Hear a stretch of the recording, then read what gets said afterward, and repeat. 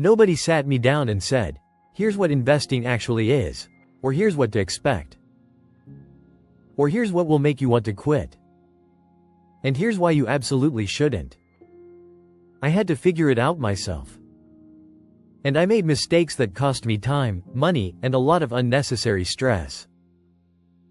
So in this final episode of the Investing from Zero series, I'm giving you the 7 things I wish someone had told me before I ever invested a single dollar. The lessons that took years to learn.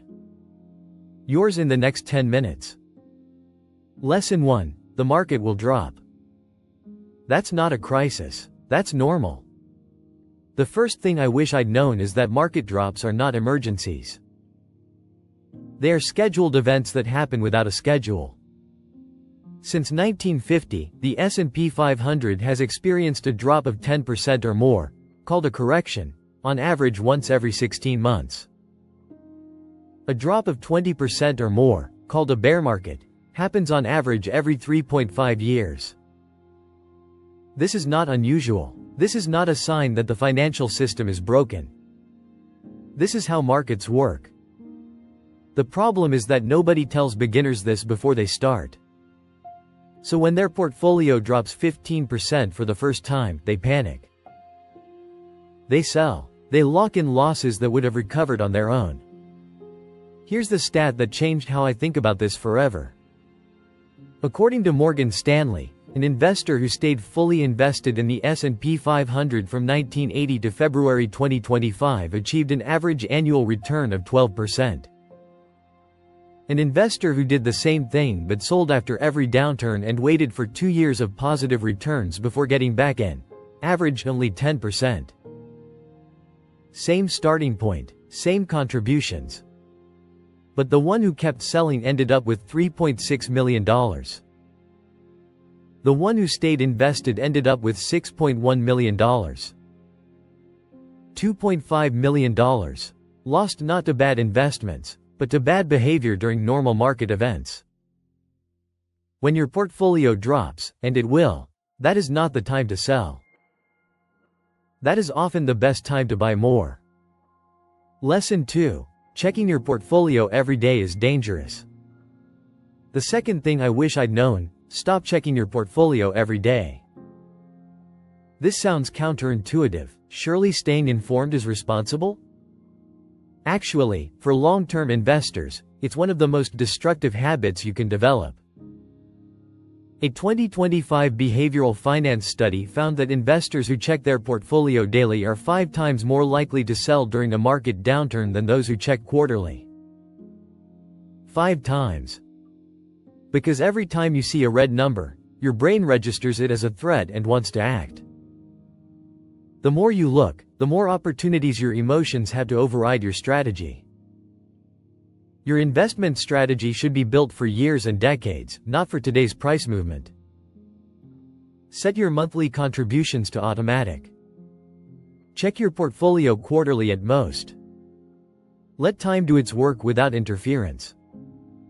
The best investment decision most people can make is to make fewer investment decisions. Lesson 3. Time in the market beats timing the market. The third lesson took me the longest to truly accept. You cannot time the market consistently. Nobody can. Every year, investors try to buy at the lowest point and sell at the highest. Every year, the data shows they consistently fail. According to research from Yahoo Finance and multiple financial planning guides, missing just the 10 best trading days in the market over a 20-year period can cut your returns nearly in half. Think about that. Out of 7,300 trading days over 20 years, missing just 10 of the best ones, 10 days you had no way of predicting, cuts your wealth building in half. The investors who try to time the market are constantly moving in and out, missing the best days while trying to avoid the worst. The investors who simply stay invested capture all of it, the bad days and the best days. And over long periods, the best days more than compensate for the worst. The strategy that consistently beats market timing? Invest regularly. Stay invested. Don't sell when it drops. This is not glamorous advice. but it is what the data consistently shows works. Lesson 4. Fees are the silent killer of long-term wealth. We covered this in the previous episode, but it bears repeating as a personal lesson because I didn't truly understand it until I did the maths myself. A 1% annual fee doesn't sound like much.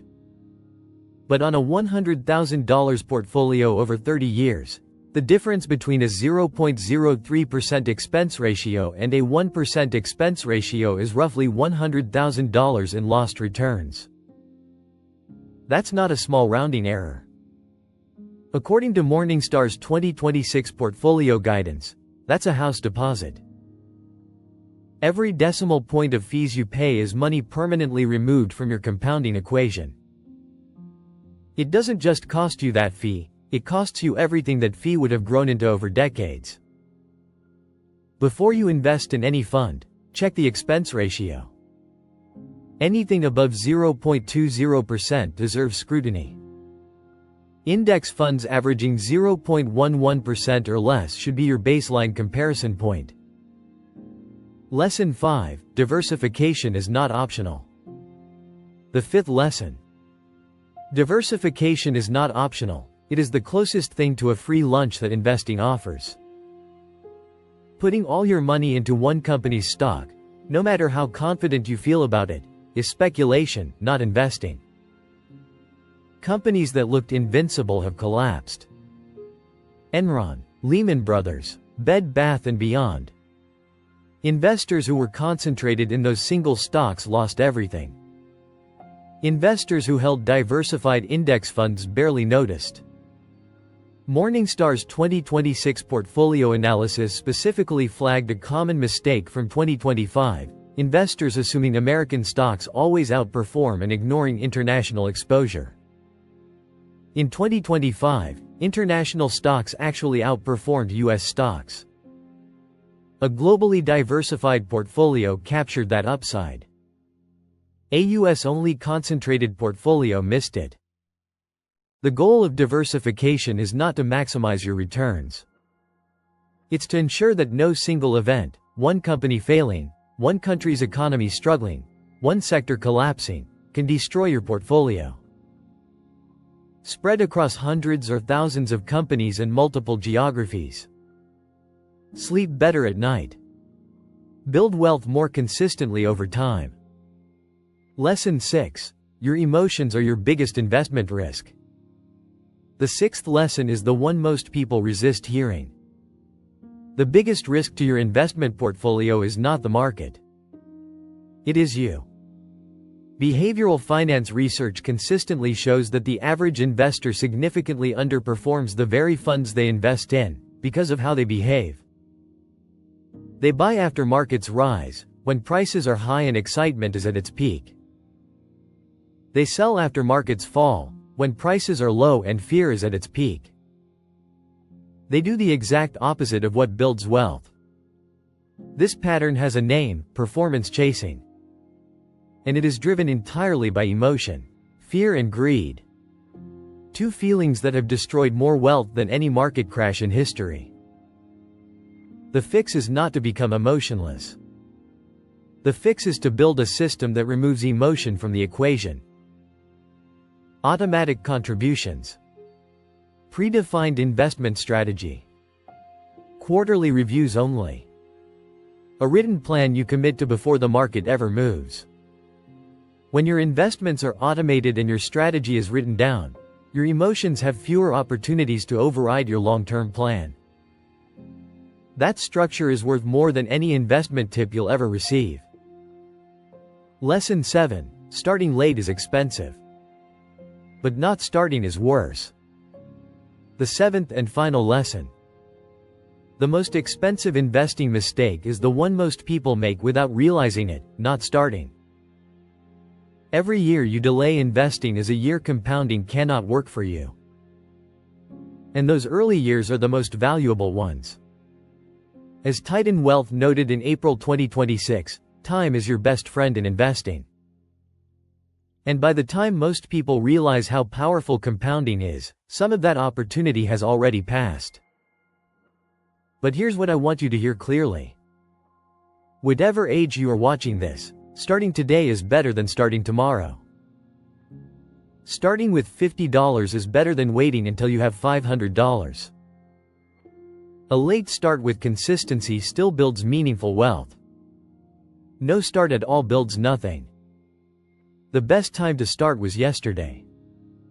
The second best time is right now. If you've watched this entire series, you now know the difference between saving and investing. You know how to start with as little as $5. You know how index funds work and why they beat most professionals. And you know the 7 lessons that take most investors years to learn. You have no more excuses. You have everything you need to start. That's the Investing from Zero series, complete. 4 episodes. 4 fundamental building blocks of financial knowledge that most people spend years figuring out on their own. The market will drop, stay invested. Stop checking daily. Time in the market beats timing the market. Fees are silent wealth destroyers. Diversify always. Your emotions are the enemy. And start, no matter what. If this series helped you, share it with one person in your life who needs it. Not for us, for them. Because this is exactly the kind of content nobody gets taught in school and everyone deserves access to. Subscribe for weekly videos. Every week we cover one more thing they should have taught you but didn't. And comment below, out of these 7 lessons, which one hit you hardest? I read every single one. This is Funds and Future, the financial education you never got in school. Thank you for watching the whole series. See you next week.